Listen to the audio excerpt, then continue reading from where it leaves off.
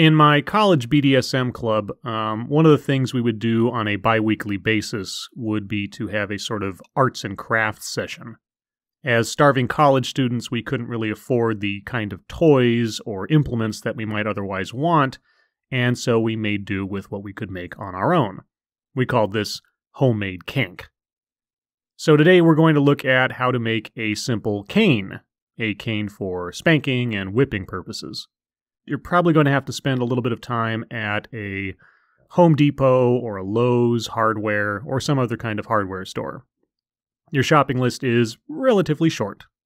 First, you're going to want to find a lawn reflector that has a removable top and a stem, preferably made out of fiberglass and not metal, if you can find one. Usually these are just painted white and such. Then you'll need some sandpaper. You'll need some twine or a rubber band, depending on what you'd like to use. And you'll also need some liquid rubber, preferably the kind you can dip something into. There is spray rubber, which you can find. I used the dipping rubber, liquid electric tape, when I made mine. Alternately, you can use actual electrical tape. It doesn't last as long or is as permanently sealed on as the liquid rubber will be, but we'll get to that. Okay, so the first step is to remove the top of the lawn reflector until you just have the stem all by itself. Then you take your sandpaper and you smooth out the end. You don't want any burrs on it, any edges, anything rough. You want a nice, smooth, little curved top. After that's done, you want to go to the other end of the stem, and you want to wrap it with either a rubber band that you fold over on it several times, or take some twine and wrap it around in sort of a crisscross pattern, tying it at the bottom and tying it at the top.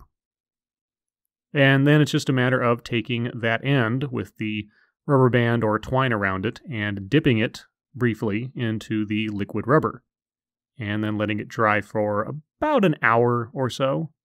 Like I say, alternately, you could just wrap electrical tape on top of the twine or rubber band to sort of create a nice handle, but I find that the liquid rubber lasts longer and is a bit more durable in the long run. And that's about it.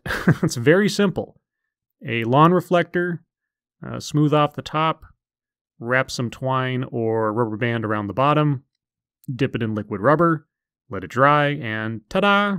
You have yourself a cane. Now, your average cost of a cane that you could buy online can run anywhere from about $20 to $30 to higher, depending on what you want it made out of and the quality. But simply for the utility of the item, you can't get much cheaper than this. Now, the liquid rubber is the most expensive item on the list, and so in general terms, if you went the route that I did with the lawn reflector, the sandpaper, the liquid rubber, you would run somewhere in the neighborhood of about $15 to $16 as a total expenditure for making a cane. If you decided to opt for the electrical tape to wrap around the rubber band or twine to make the handle, you would drop your price down to about $8 or $9. So, as you can see, it is not that difficult to be able to get your own toys if you just use a little bit of creativity and ingenuity. If you like this video and find it helpful, there are a couple of other toys/items that I have made in the past with my club and elsewise that I might be able to find a way to instruct on through a video. So do let me know. And, as always, thank you for listening.